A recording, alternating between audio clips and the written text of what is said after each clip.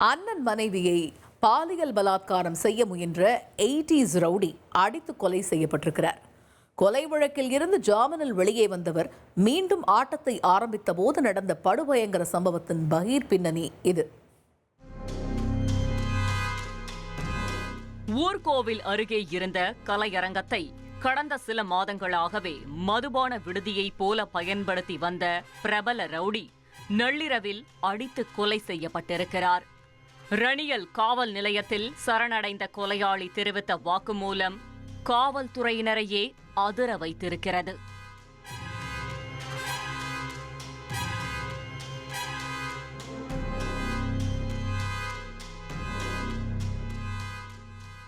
கொல்லப்பட்டவர் 54 வயதான ராஜன்.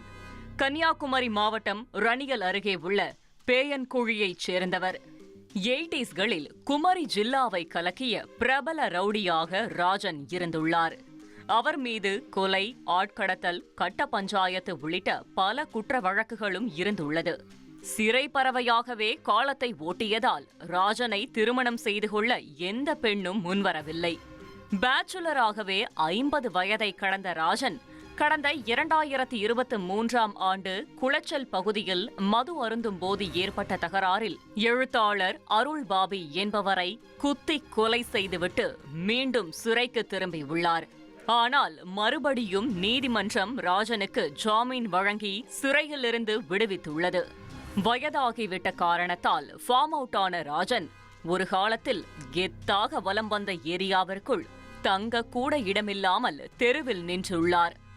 ராஜனுக்கு இருந்த ஒரு சில பழைய நண்பர்கள் கை செலவுக்கு பணம் கொடுத்து உதவி உள்ளனர். அதை வைத்து தினமும் மது அருந்திவிட்டு வடக்கு பேயன்குழி கிராமத்தில் உள்ள ஊர்கோவில் அருகே இருந்த கலையரங்கத்தில் அகதியைப் போல தங்கியிருந்துள்ளார்.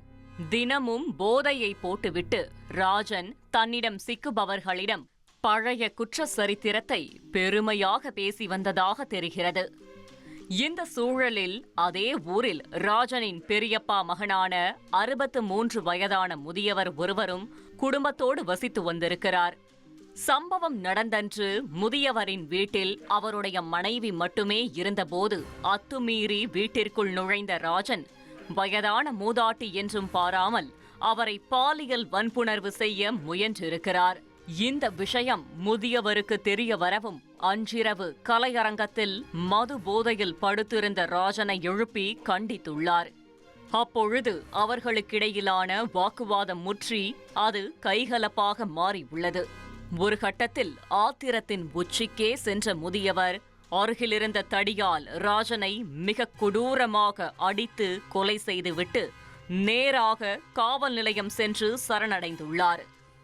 நடந்த சம்பவம் தொடர்பாக கொலை வழக்கு பதிவு செய்த போலீசார் முதியவரிடமிருந்து வாக்குமூலம் பெற்றுக்கொண்டு அவரை நீதிமன்றத்தில் ஆஜர்படுத்தி சிறையில் அடைத்துள்ளனர். இனி செல்லும் இடமெல்லாம் செய்தி. தந்தை டிவியின் வாட்ஸ்அப் சேனலை ஃபாலோ பண்ணினா செல்ல இருக்கும் இடமெல்லாம் செய்தி. இதோ QR கோட் இப்பவே ஸ்கேன் பண்ணுங்க, ஃபாலோ பண்ணுங்க.